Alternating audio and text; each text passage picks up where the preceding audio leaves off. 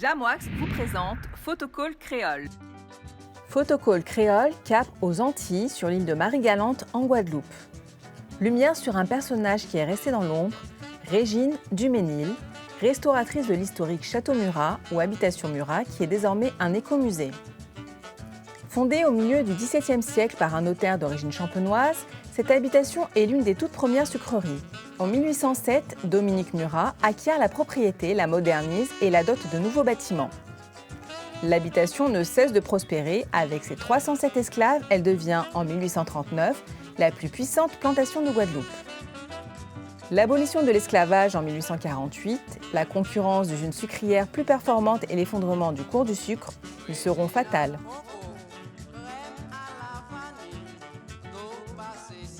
Arrivé à Grandbourg, direction l'habitation Murat, à la rencontre de Hubert Godefroy. Hubert Godefroy, chef d'établissement de l'écomusée de Marie-Galante.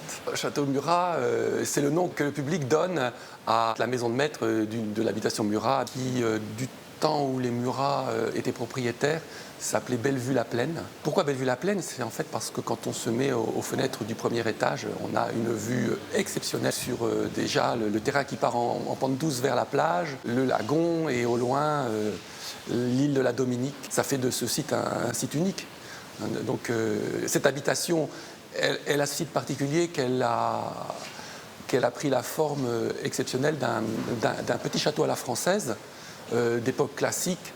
Certains disent qu'elle ressemble au château qu'on trouve dans le Bordelais. Madame Duménil, je voulais la connaître parce que je découvrais dans les archives du musée beaucoup de documents qui avaient été réalisés par elle. Je découvrais que le site de Murat n'était qu'un tas de ruines et quelques pierres posées les unes sur les autres jusque dans les années 60. Et j'étais bien curieux de connaître la personne qui avait, on va dire, accompli ce miracle de restaurer un site comme celui-ci. Une femme de caractère, d'une personnalité exceptionnelle, une artiste, mais aussi une femme qui avait beaucoup de volonté. On a ensemble étudié ses archives. Dans cette vitrine, ce sont des dessins qui datent des années 1967, des croquis réalisés par Madame Duménil pour la restauration de la maison de maître de l'habitation Murat.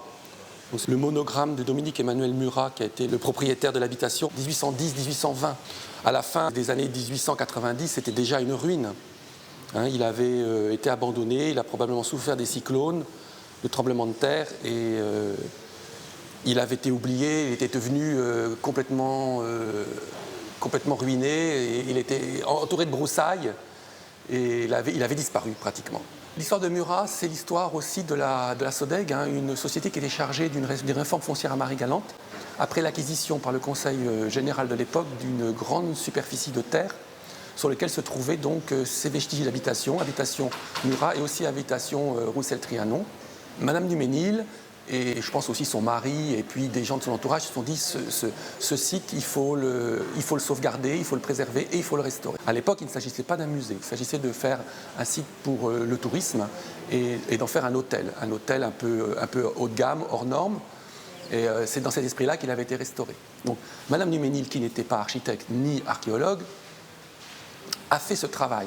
Elle avait quand même une formation artistique et elle a fait ce travail et c'est tout à fait remarquable. L'habitation Murat n'a donc pas été un hôtel de luxe, mais renferme un trésor que M. Cafournet va nous présenter. Pierre Cafournet, assistant de conservation du patrimoine. Cette exposition donc, qui est relative à la vie quotidienne, tous les objets qui sont là, ce sont des trésors, puisque donc, ça vient notamment donc, du Code du patrimoine qui considère tous les objets, les collections des musées de France donc, comme des trésors nationaux.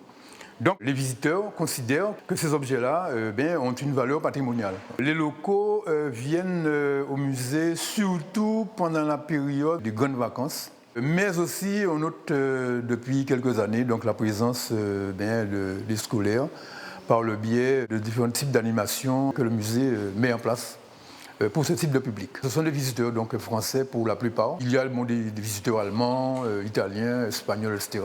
Ils pensent toujours que ce musée doit permettre de sauvegarder le patrimoine marie-galantais pour effectivement donc, passer le cap du XXIe siècle.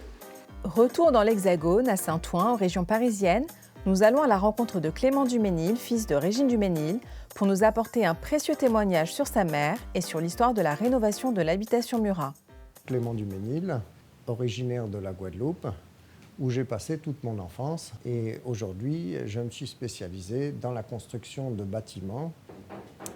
Je suis resté aussi dans la rénovation de bâtiments qui ont permis de continuer la lignée de ma mère, Régine de Terrac, mariée avec Antoine Duménil-Dubuisson, qui faisait de la rénovation aussi à l'époque et qui a rénové le château Murat, qui est un bâtiment exceptionnel parce qu'il est le seul château de toute la Caraïbe.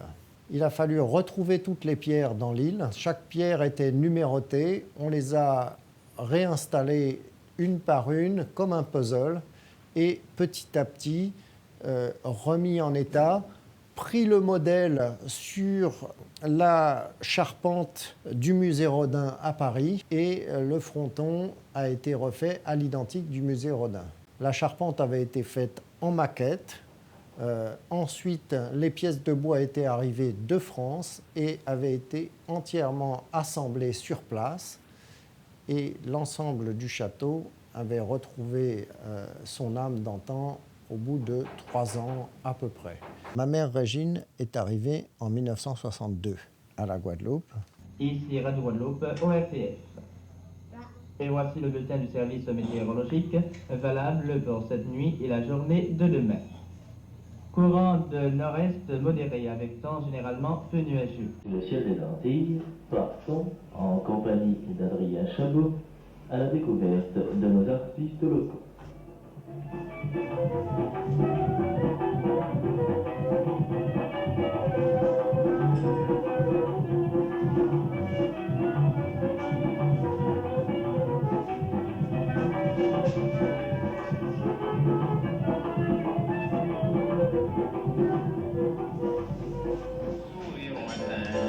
Non, tu ne m'as pas vu.